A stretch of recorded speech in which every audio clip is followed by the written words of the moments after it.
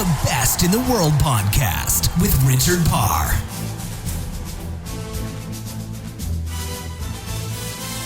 Thank you very much for clicking play. You're listening to the Best in the World with Richard Parr. Every week I talk to Olympic champions, world number ones and world record holders to find out what they do to become the very best in their sport. We've just finished the Olympic Games. Great Britain finishing second, an incredible performance. And just before I started to do these links before today's show, I was looking at an article on the BBC website, Rio Olympics 2016, how did Team GB make history? And it talks about a lot of different things, about how there's so much finance from the National Lottery and how much it's cost the country. And obviously people have different views on whether so much money should be spent on sport. I personally think it should, because I think that people involved in sport, it helps their life in every way and form. And then talking about all the different details. What I found very interesting was about the PhD student, Luke Gupta, who examined the sleep quality of more than 400 GB athletes, looking at their average sleep, issues around deprivation, and their perception of their sleep quality. And how by changing from a single bed to a double bed and using breathable duvets and pillows, helped boxers sleep for 24 minutes longer each night. And as we saw, they did very well. Joe Joyce just missing out on that gold medal on the final day of the Olympics. But what an incredible performance by Great Britain.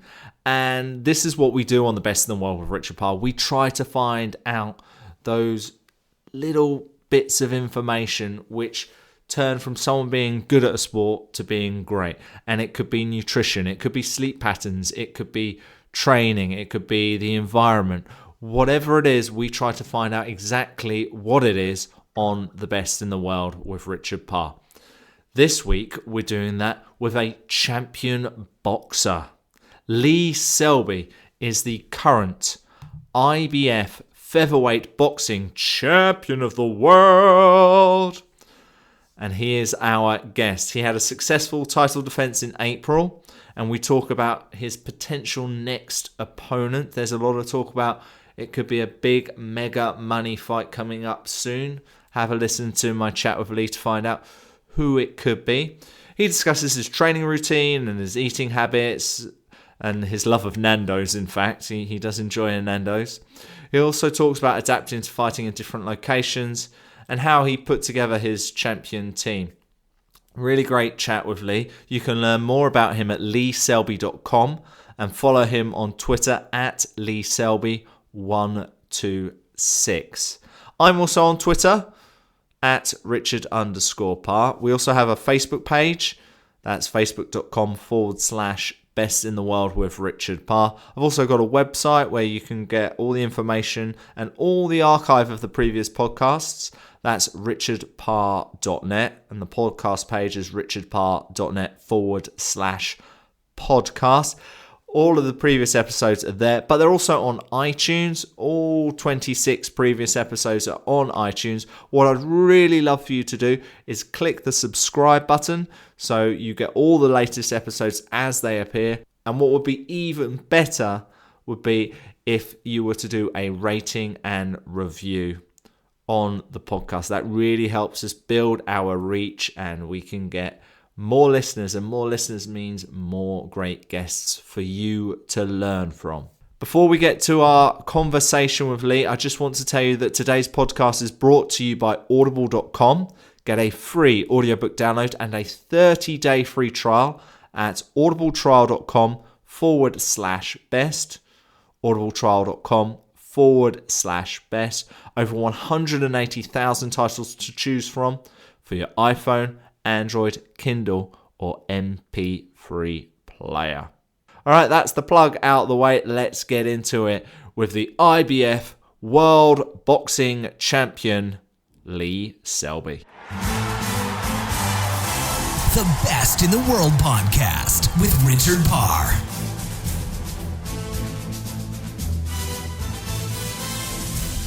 Lee Selby, IBF Featherweight Champion of the World. Welcome to the Best in the World with Richard Parr. Your last fight was in April. When do you next hope to be fighting again, and against who? I'm hoping to be fighting around November time. There's a few different options, a few different names we mentioned. So I'm just waiting on confirmation myself. There's been talk about a unification bout with Carl Frampton. Do you think that could be the fight? Possibly. I've heard Barry McGuigan saying that they want to fight a big fight in Belfast in the stadium. So that's more likely a summer fight. So I might have to squeeze a fight in between, and then a big unification fight with Frampton. That'd be great. Okay, because of course you were at his last fight in Brooklyn. Did you spot any weaknesses if you were to face him? Yeah, I spotted a few weaknesses and also spotted a lot of strengths. And a different game he brought to that fight. So if we did box, it'd be a difficult task, but one I'm confident of overcoming. When you don't have an opponent lined up, is it hard to stay motivated in training? For some fighters, yes, but for myself, I enjoy the gym. I love the training. So to be honest, if I wasn't fighting, I'd still be doing some sort of fitness training anyway. So I'm happy just ticking over and waiting for the date. I can motivate myself. Well, let's talk a bit more about your training routine. What is your daily plan? What time do you get up? How long do you practice for? In the build-up to the fight, I'll train at least twice a day, 6 days a week, but usually 3 times a day. That's 6 days a week. One of those sessions will consist of a run between 5 and 8 miles. And then like a longer run on the weekend. And then I'll go to the boxing gym. I'll either spar or do the boxing work, technique, pads, bags, and circuits. And then 3 days a week, I'll do my strength and conditioning training. And the other 2 days, I'll work in the gym and just do cardio-based training. And what about recovery for that? Are you an ice bath man? Is there anything you do? Do you get a massage? What do you do after a big training session? I like the sports massage for recovery, and also a lot of my foods high protein based, so that helps me recover too. Yeah, what type of foods would you eat in the morning and for lunch? What are your favourite foods, in fact? My favourite foods are no good for training. That's bacon-assisted cheesecake and a creamy coffee. But my diet leading up to the fight, I eat a lot of just healthy natural foods, like porridge in the morning, chicken, fish with either vegetables, sweet potatoes or salad for lunch. I snack on a lot of fruits, nuts and seeds. I like supplements, protein supplements. And yeah, that's basically it. And just fresh, healthy food. If it's not processed, it's usually good for you. Do you ever have a cheat day? When I'm in full-time training, no. But like now, I'm just taking over. I'll have a cheat day now and again. Say like once a month or twice. Yeah, 2-3 times a month. I'll have a day where I do normal. And I see you quite enjoy going to Nando's as well. Yeah, that's not really a cheat day. Nando's is healthy enough. It's meat. I'll have chicken with grilled vegetables. So that's the same as what I eat at home and here. Exactly. What about the sauces? Are the sauces good? Should people still have the sauces at Nando's? The sauces are not too bad. You know, with like the hot sauces, especially the hot sauces, they help speed up your metabolism with the chili base. But I wouldn't recommend them, no. If you're trying to cut weight, because in some of the sauces there's like sodium and salt, which will retain water when you eat, and you don't really want that. And of course, you're in great condition. We can see in your fights. So let's go back to the start. How did you first get into boxing, Lee? Well, to be honest, I got forced into it. My dad's a massive boxing fan, a fanatic, you can call him. And as soon as he was old enough to put on the gloves, he sent us down to the local gym. And who were the boxers that you looked up to? Because obviously, if he was a big fan, you probably had boxing on the TV quite a lot, so you probably watched a lot of fights. Yeah, the main one would have to be Muhammad Ali. He was always on the TV growing up, and he attracted me most to the sport. And of course, we had the recent tragic news of his passing. How did that affect you? It was quite sad, quite emotional I got, because he was like an important part of my life, you could say, growing up. I was always watching him. I tried to copy his style as an amateur. I'd be dancing on the ring, trying to do the alley shuffle. So yeah, it had an effect on me. And of course, in your first few fights, you were fighting out of Newport Leisure Centre. And then as you got more and more wins under your belt, you started to fight in bigger arenas, such as the O2 in London. How were you able to cope with going from bigger arenas? To be honest, if you can fight, if you're a proper fighter, it don't matter where you are, whether it's a small horse show or the big arena. If you're a great fighters can just adapt to anything, any surrounding, any circumstance. And like you mentioned, that I come from the small horse shows, and now I'm boxing in big arenas. There's not a lot of fighters that can do it, that have done that, worked their way up with no TV. No money, no backing, no sponsors. I did it a hard way, and I got to the top. You're certainly inspiring, and now you've started fighting in America and in Arizona. What was that like? It was a new experience, but luckily I've been out to America on several occasions on training camps, so I wasn't too much out of my comfort zone, and I had to go out early to acclimatise. I got some great sparring over in LA, and then from LA we flew over to Phoenix, where I spent a week there, just adapting to the heat and stuff. But it was a great experience. I got showcased on terrestrial TV in America to help build my profile. And the fight was a great fight, a great learning fight for me. I got through that with a unanimous decision, and I moved on and then faced my mandatory from there. No, it's superb. But it's been 2 years since you last fought in Wales. Would you like to fight back there again soon? Yeah, I'd love to box in Wales, but the problem we got here is the venues. The venues at the moment are either too small or too big. We got the Motorport Arena, which I've boxed twice in. That was around 4,500. Yeah. And then the next arena up is the Millennium Stadium, which is about 80,000. So I need somewhere like roughly 15,000, 20,000, which Cardiff doesn't have. And that's why I haven't boxed in Wales for a while, because I've outgrown the motor points, and at the moment I'm not big enough for the Millennium Stadium, I don't think. Well, hopefully one day that would be awesome to see if we can get a mega fight in the Millennium Stadium one day. Could do great numbers in the Millennium Stadium if the right opponent was over. Like for example, if I box Carl Frampton, I think we do great numbers in Millennium Stadium. So why not have the fight there rather than a potential one in Northern Ireland? Because I'm not the promoter. Ah, okay. Well, let's talk back about your boxing then, as you're not the promoter, and you say you've been able to fight in all different types of places. What are your pre-fight rituals? What's going through your mind before a fight? Obviously, you get the pre-fight nerves. I try to stay as calm and relaxed as possible, and then just go through the fight, and just look over all the training I've done, know that I put in the hard work.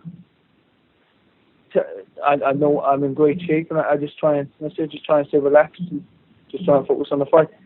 Go through the shots and the moves and combinations which I'm planning on using in the fight, and just staying calm. And I see you've got a great team around you. How important are they to you, and how did some of them come and be a part of your team? Obviously, your father's been there from the start, but how did other people come on board? Well, first of all, my trainer, Tony Borg, I approached him. There was only two main professional trainers in Wales who were doing well, Enzo Kawasaki and Tony Borg. And we decided we was planning on meeting them both, but we decided to meet Tony first. We went up there. We got on great. I like this style of training. I had a session with him, and we gelled nice. So I decided he was a trainer for me. And then I had to look for a manager. And Chris Saniga at the time was putting on a show in Cardiff. So I went along with my father to just to watch the show, see how we were set up and watch boxing. And one of my old opponents boxed on the card, Robbie Turley. So I got speaking to him, and he introduced me to Chris, and that was it. The rest is history. The Best in the World podcast with Richard Parr.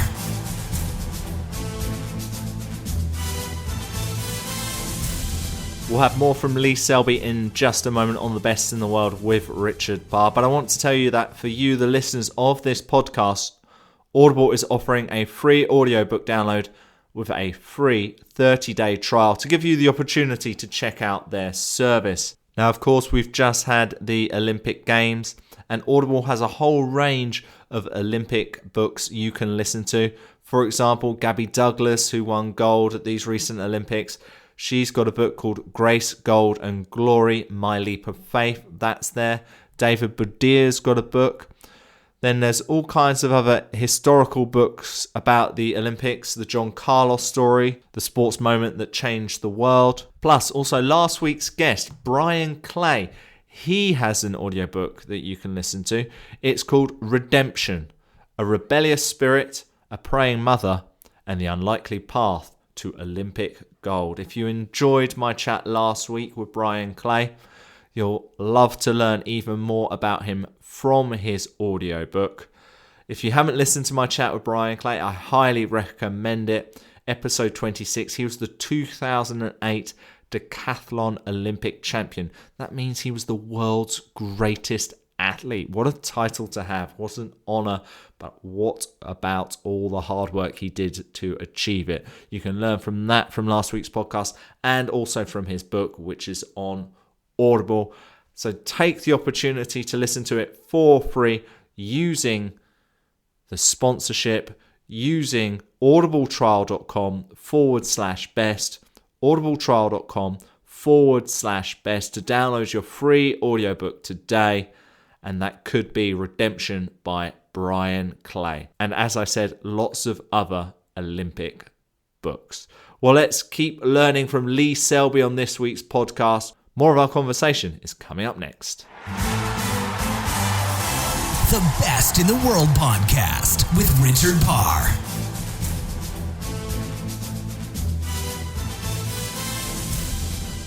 And in those early days, you had one loss in one of your very early fights. Did that defeat help you in any way? What did you learn from it?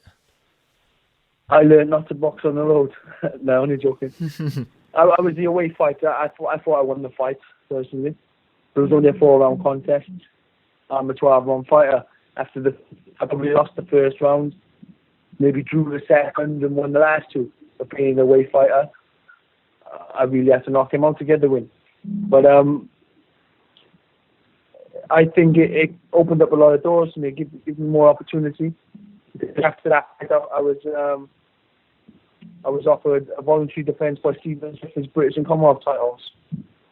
And I knew that Smith had already beat the boy who I lost to in the ABA finals.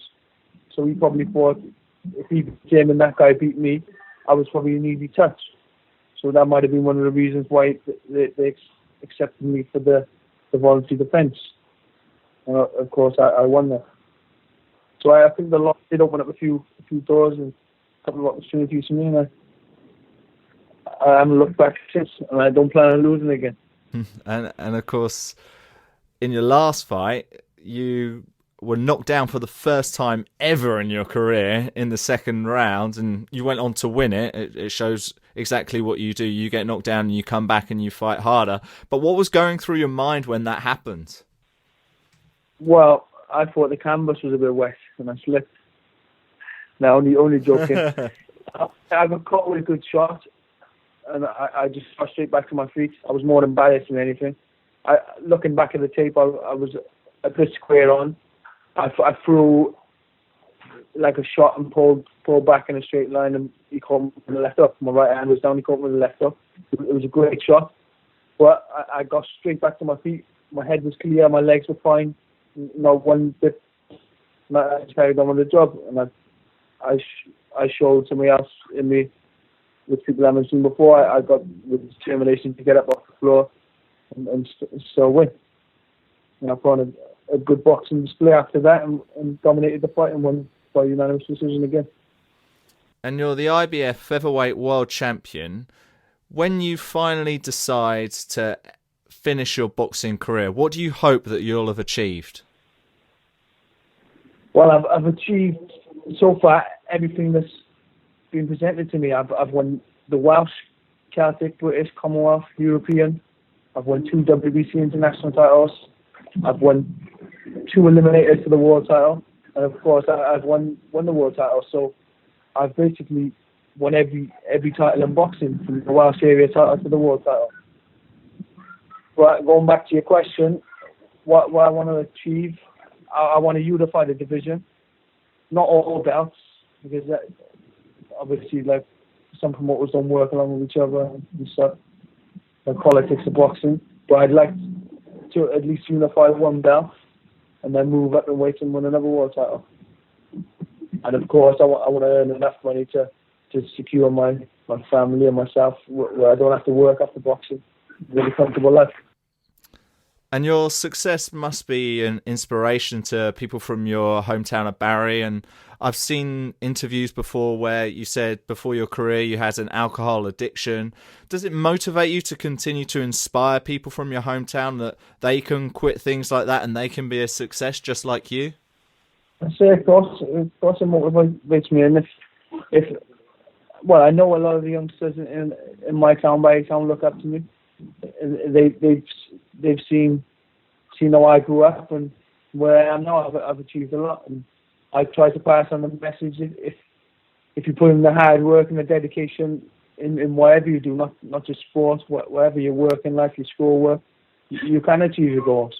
I'm living proof. I've worked hard and I've achieved my goals. And I'm just like any other. I'm just like any of the boys like the grown up, so they can relate to me.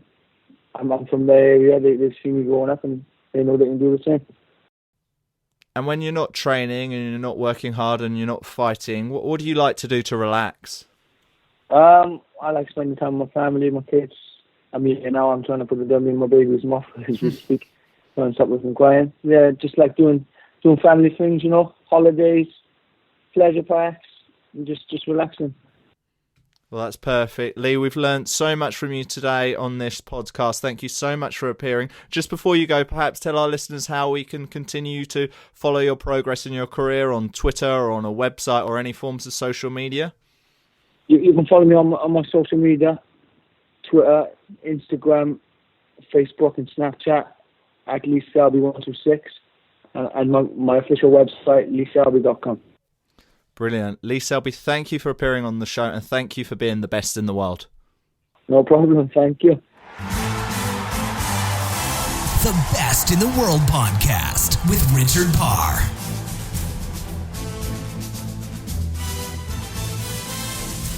Thanks again to Lee Selby for appearing on The Best in the World with Richard Parr. We will keep across who his next fight will be. Will it be against Carl Frampton in that mega fight? We'll have to wait and see what happens to the IBF Featherweight Boxing Champion of the World, Lee Selby.